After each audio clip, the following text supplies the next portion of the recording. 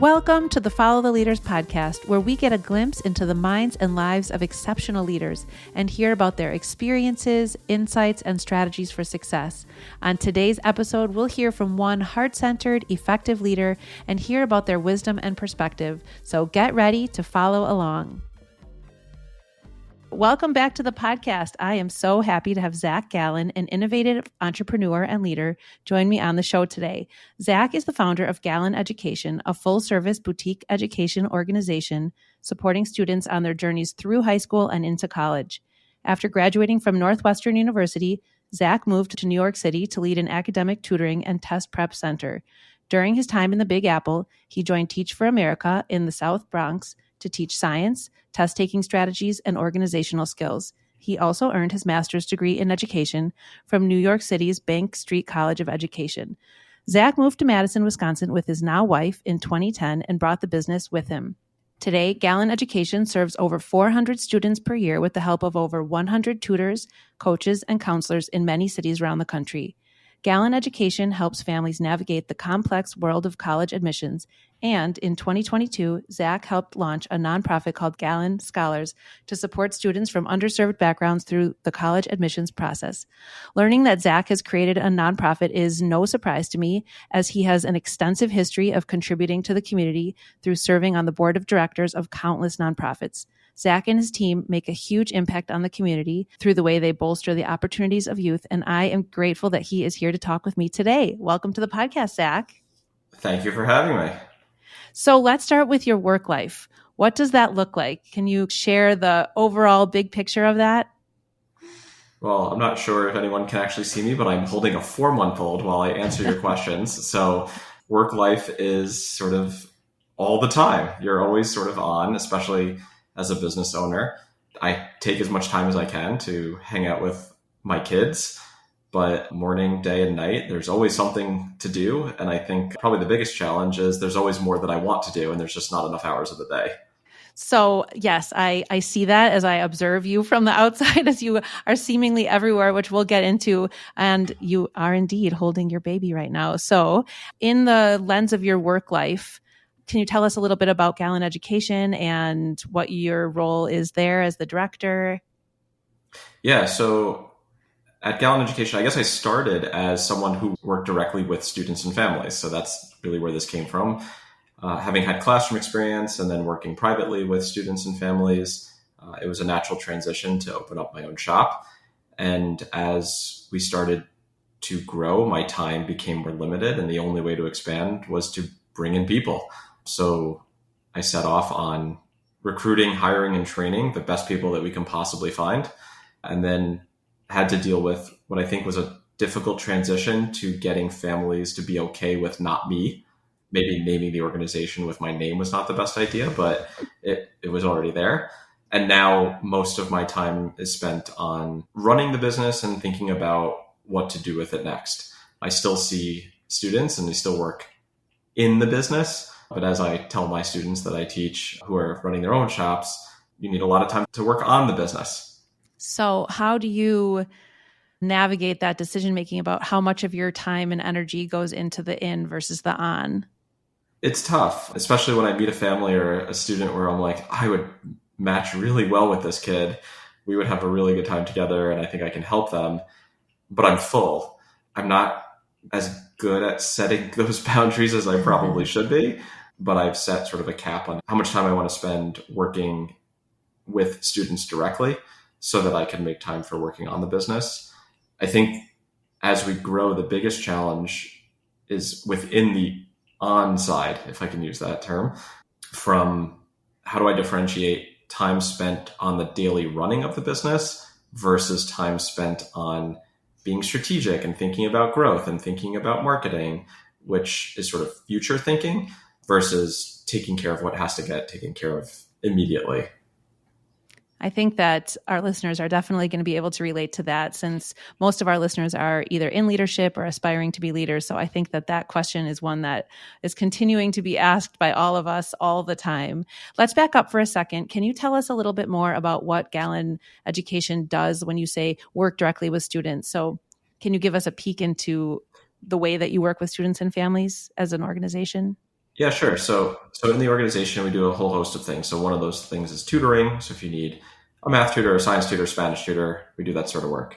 We work with students who have executive functioning deficits. We work with students who are getting ready for the ACT or SAT or AP exams.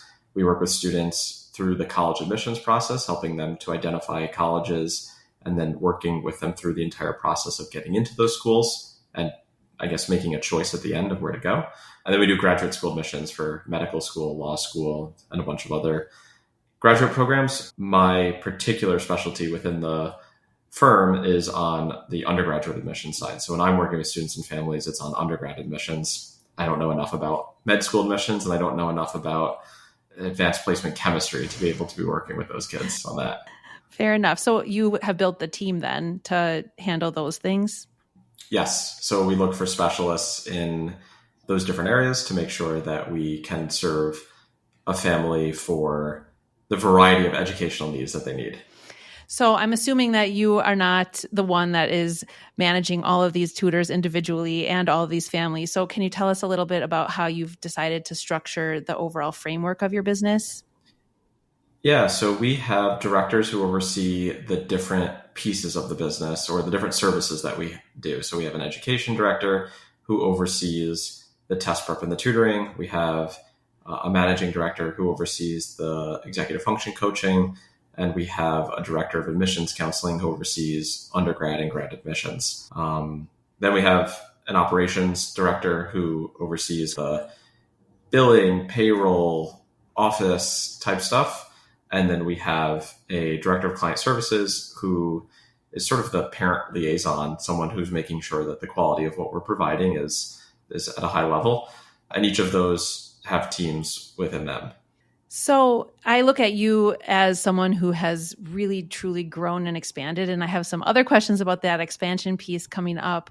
But I'm wondering, as we talk about the sort of robust nature of your team and all of those moving parts, do you just go off of your gut to manage decisions about how that supervision and that sort of that balance between trusting your team and managing your team? Or do you have frameworks for that? You know, I think that's many business owners aim to get where you are right now. And so as that growth piece is often the hardest part. Yeah, I think there's probably two ends of the spectrum on this. And one thing that you may not know is I teach a business development course for the University of California, Irvine, for people who want to get into this field. And we talk about this spectrum a lot. On the one side, you can make really detailed plans and try to perfect them and then never actually do anything because you spent all of your time making plans and redoing them and trying to get it perfect before you even start. And on the other end of the spectrum, you can just sort of fly by the seat of your pants and hope that it all works out. I am definitely on the seat of your pants end of that, which I think it was really good as I was getting started. But I think for the size that we are now and the size that we hope to be, I'm not sure that that's going to continue. I do micromanage a little bit. I do have a lot of opinions about how everything works in the business. I do let go at times, but it's hard. And I think having systems in place and being a little bit more methodical about how we do things would be beneficial for our growth. But I also don't know that we want to grow to be so big that we need those systems to be perfected before we execute them. Mm-hmm. It is a tricky sort of dynamic. And it's like, yes, grow. But then, yeah, you do kind of lose that hands-on nature, which maybe your busy family would appreciate. But yeah. And I think even just thinking about like the onboarding process of a family, it's a very manual process right now because it came from a time when we had a few dozen students a year.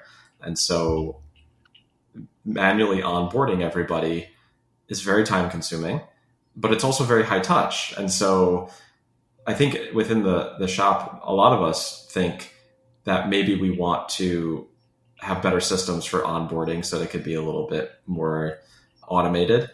And then in the same breath, we worry that we're going to give up too much of that high touch piece of our practice.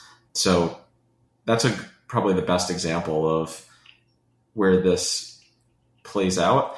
But as we grow, it's just going to be impossible to manually onboard every single family for every single service that they do. It's almost like in some areas of our businesses, and my business is very different than yours, but at the same time, there are some similarities in sort of the continual onboarding process and gaining relationships with new families. Efficiency can sometimes be the enemy of the quality. And so I think it's a little bit of balancing that. And you're kind of making me think. So I appreciate that. So regarding the expansion, when you talked about when you first started, you said 12 families or something like that. So your work is with families that their kids are in school. It's by nature, for the most part, school-age children and their families. And so there's a sort of a limited window of hours per day that you can work with them. And so I'm just curious how you make decisions about expansion, in that it seems to me that you have really diversified your offerings. You've gone deeper into the community and offering things like the SEL work and the executive function work versus just pure expansion outward. And so I'm just curious how you make decisions about where to put your time and energy and money into growing, duplicating in different areas and geographic regions, or making new offerings. Yeah, it's a good question. And it's one that in the education space people grapple with all the time. And I think the hours, everyone just sort of knows. We work non-traditional hours because we work with high school kids who are busy, maybe middle school kids who are busy. We do a lot more work now with college age students who have some flexibility during the daytime, and actually they prefer to not work with us in the evenings. So that has helped with staffing. It's helped with spreading out our work with students directly. But as we think about growth, I think there are a few different ways that we could grow. One is to specialize, pick one thing and do more and more and more of it, and just keep growing in that one area. The other is geography based. And so we could just start popping up in different places, which is not my ideal. It's really hard to manage remotely different places. And we're not a franchise model. And we are, again, we have a lot of manual processes that require a lot of hand-holding. And so being physically located. And then the last sort of growth model that we have chosen is to try to work with families on more things. So we started with test prep and college advising. We moved into academic tutoring. We moved into executive functioning support. We moved into graduate school support. So can we take a family that has, 2.5 kids who are spread out every 3-ish years, and can we work with them from maybe 7th or 8th grade for the oldest kid until the youngest kid is fully launched? So that could be 15 years with one family. It feels really good because you get to know that family really well. And it builds a sense of trust amongst your customers about you're going to take good care of them and you're going to see them through till the end. So as we continue to grow, maybe there's additional markets that we take a look at. But I think mostly we want to do more with the families that we have so that they can have someone they trust continue to work with their kids. So how much of your personality do you think plays into this sort of going deeper into the community versus spreading outward? Probably a lot. And I think it says a lot about my ego. Perhaps I just like to be known and loved. So I do think I don't like to be anonymous. And I do think that plays a huge role in what we've chosen to do. On our team, I think people like that also. We're not working in a widget factory. We're not trying to sell as many widgets as possible. We're trying to provide experiences for families that they appreciate, that they love. And the benefit is not that someone else is going to buy that widget because it was such a great widget. The benefit is that family comes back and does another service with us. And we already know them. They already trust us. It's so much easier to deliver services to them when you've already have a relationship with them. So obviously your personality has really impacted the way that you've grown your business, as all of ours have, right? As entrepreneurs, getting to steer the ship in our direction. And you have now a very robust organization that has its own needs and its own goals that may differ from your own and may differ from those of your team. And so I'm just curious, as the leader of the organization, how do you balance the needs and goals of the individuals with the needs and goals of the overall organization and your own personal needs and goals, and also navigate how those needs and goals can be voiced and may be conflicting at times? Yeah, so we have a mix of people who work for us, right? We have our full-time directors, we have some full-time people who work directly with students, and we have a whole lot of part-time tutors and coaches and counselors. And I think ideally we want to make sure that the organization is supporting our full-time folks who have invested in us and who we've invested in as much as possible, as much as makes sense. So that group, we want to have a voice in how we grow and what we charge and who we hire and how we structure our programs. And so there's a lot of work that we do. I don't want to say consensus work, but we do a lot to make sure that everyone gets a say in what their program is and how it runs. For the part-time folks, I feel very differently. I think they may know that we are, job number 2 or 3 or 4 for a lot of people, which is great because we get amazing, amazing people who work with us. And sometimes it runs its course. And so when it's time for them to move on, that's great. We're super excited for them. And I think to try to structure the organization around people who may be a little bit more transient wouldn't work as well. And so, there have been some suggestions at times from some of those folks that I think make sense for them, but then don't make sense for many other people, nor do they make sense for the organization. And that's sort of a tough conversation, not usually, but it's a conversation where we basically say, yeah, we get that this is not ideal. However, it works really well for 80% of the people, 80% of the time, and it works well for the organization. And we hope you fit into that. But if not, we totally understand that this is not necessarily the best fit for everybody. That's a really helpful framework to kind of think about the stakeholders, how they fit in longevity-wise and priority-wise. So I appreciate that. Okay, so then adding in 2 other factors that are, you mentioned your sometimes transient staff members, other things that really change for your business, it seems to me, on a really ongoing basis are both the college landscape that you have to kind of keep up with and all the constantly changing material that I'm sure some of it is stable and stays the same, but there's so much that is probably changing all the time. And then also the families, it makes sense that you work with them over time with lots of different offerings, but you do kind of need new customers on a regular basis. As a leader, how do you fit in prioritizing those changing pictures with operating the business and making sure that what you have made happen last year is still functioning well this year? So I'm going to break it into 2 parts. One, if I think about like students going to college and the high school experience right now, there's a lot of things that got missed during COVID.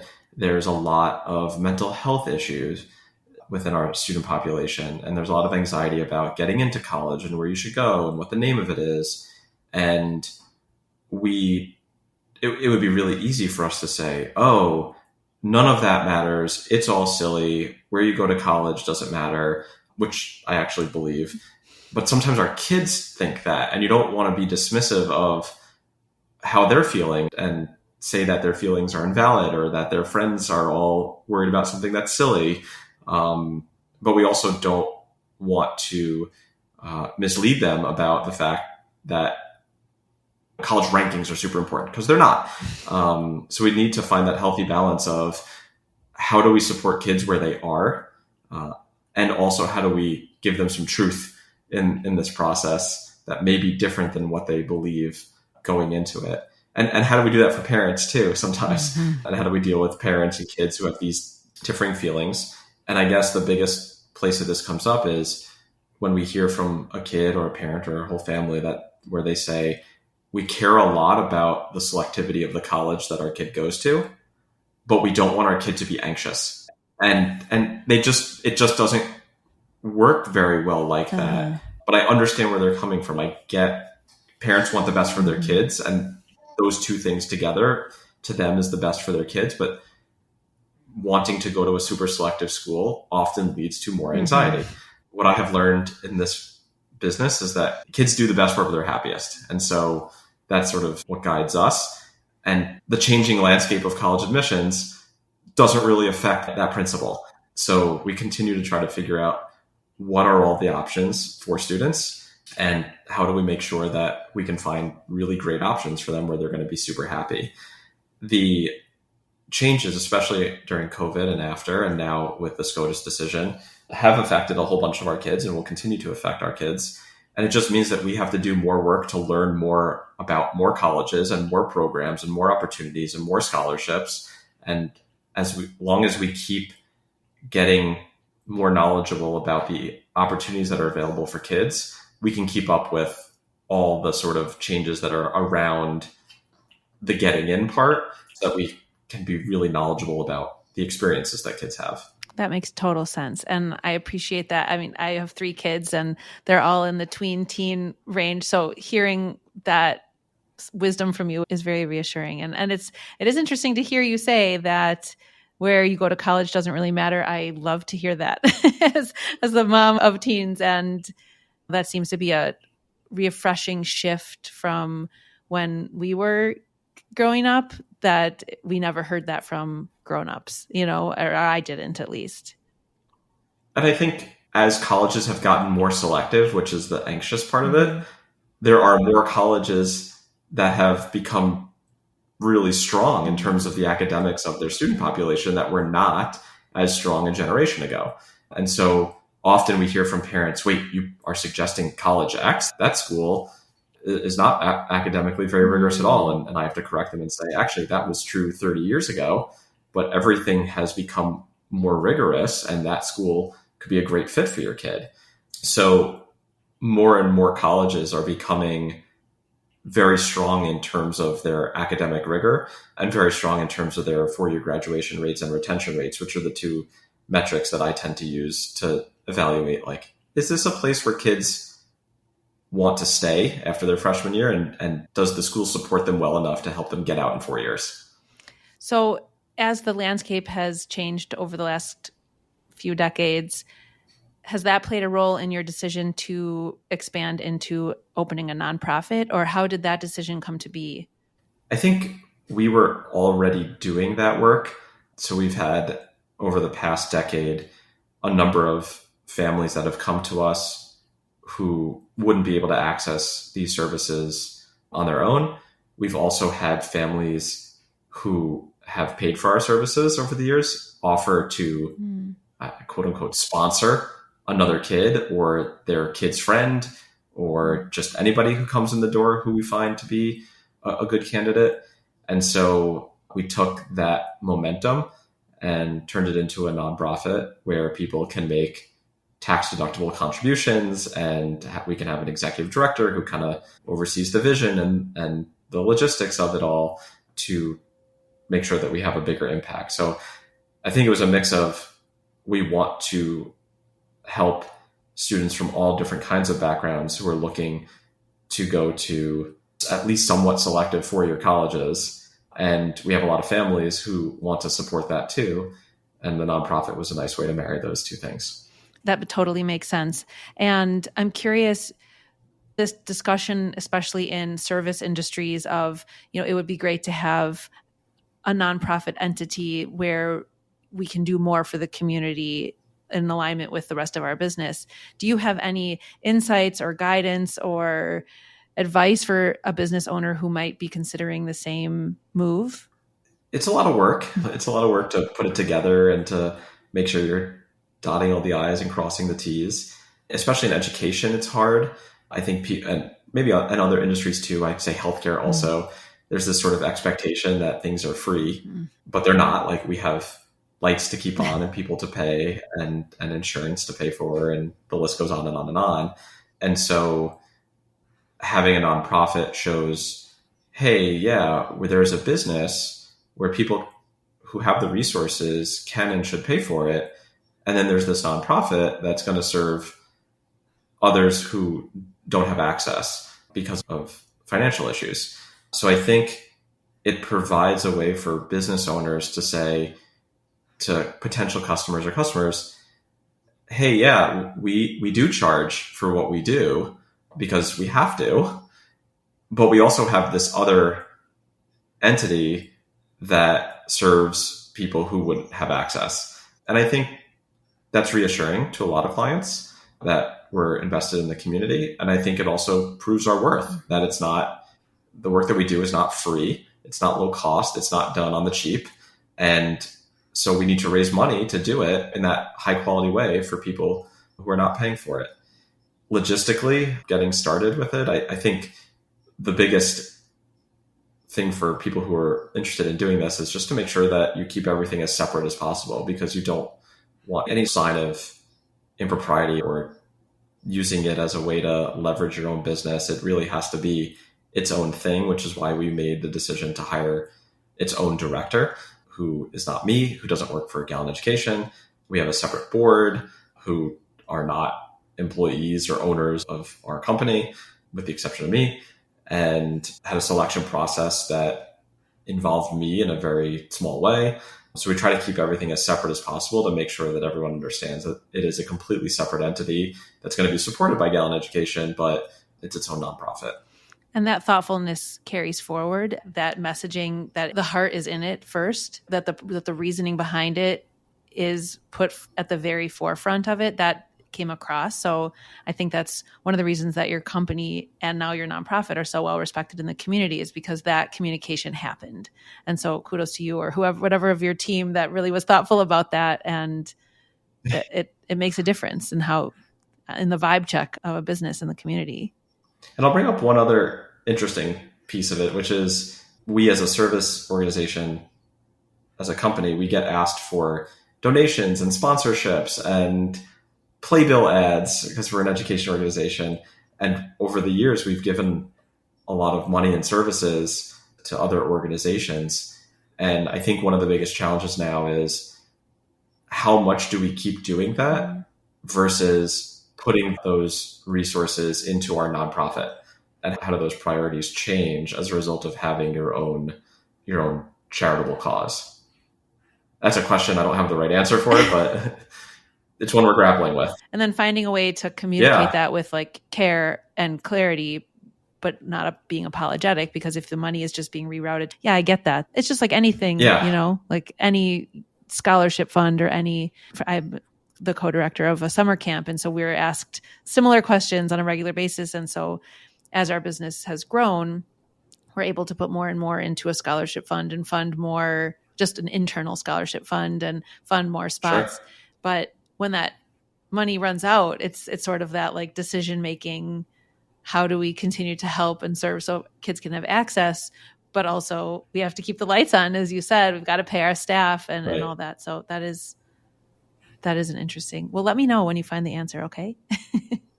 I will. Okay, yeah. All right. I have a question.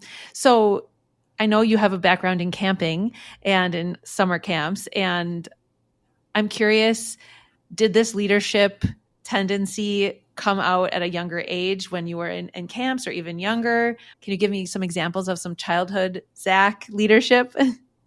I think most people would say that childhood Zach was basically an adult, if that gives you more of an insight into my personality. I certainly camp as a late high school college student was formative in giving me the training necessary to run an organization.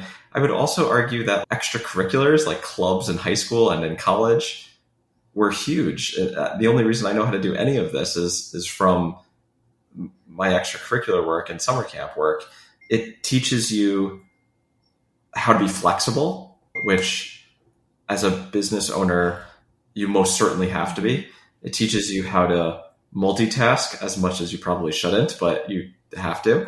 It teaches you how to get along with other people. It teaches you some marketing skills. The list goes on and on and on, but running an organization, a service business in particular, is very similar to running your high school DECA club, if you're doing it in a sophisticated way. And so I do think camp was a big deal when it came to that. And having spent so many summers at camp, I certainly learned how to run the business side of it too. So taking those skills I learned in clubs in high school, now applying a sort of cost factor to it was big. The number of leaders that I've interviewed on the show and met with that really so many of our skills did come from student council, DECA, the nerdy high school things. It really does pay off. It really does. And I, in college, I ran our Hillel, which is the Jewish organization on college campuses. And that experience helping to run a multi-million-dollar budget with a building and a staff and who didn't report to me as a student, but being involved in some of the decision making there was incredibly educational. And I'd argue much more so than my classes, which I think were a little bit more theoretical. Mm-hmm. Now, if I was working for a Fortune 500 company, maybe those classes with their theory would be much more useful to me. But as an on-the-ground service business owner of a small business, the more practical experiences were more useful. So there's never been a before you were a leader time in your life. But if you were to go back to the Zach of high school or some of your first leadership roles and tell him a message with like the wisdom that you have learned throughout your later decades, what would you tell younger leader Zach about what's to come and what he could benefit from learning about leadership then?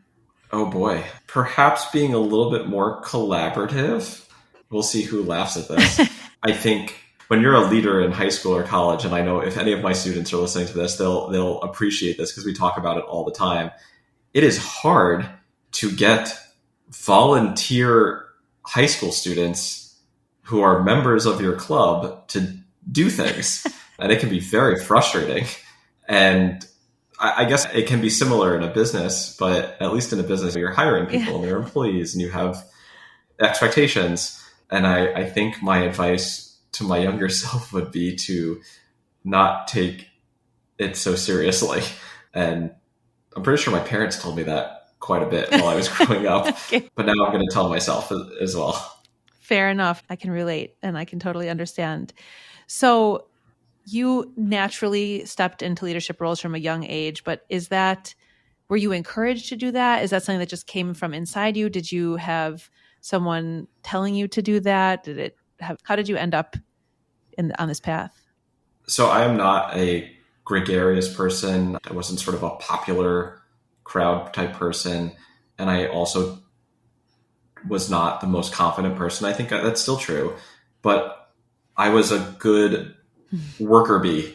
And so I think leadership opportunities came because I was able to join an organization, see a need that they had, bring it up, and then someone say, yeah, I agree, you go do it. And then you sort of take it and do it well. And then hopefully someone recognizes you for doing that and moves you into a position where you can take on more responsibilities. So it was not natural to just jump into a leadership position. It was all a factor of taking on little jobs and roles and growing them over time. Makes sense. Okay, I have a few wrap-up questions that are a little more rapid fire to ask you.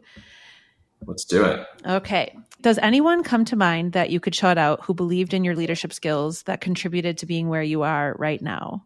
Oh boy. Certainly my camp director from summer camp, to bring that back up. My AP psychology teacher who also ran our research program in school. Certainly my parents.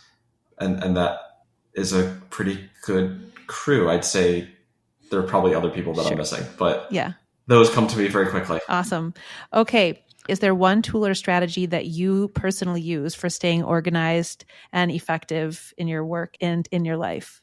Google Calendar. Okay. Everything goes on Google Calendar. If it's not scheduled on my calendar, it will not get done.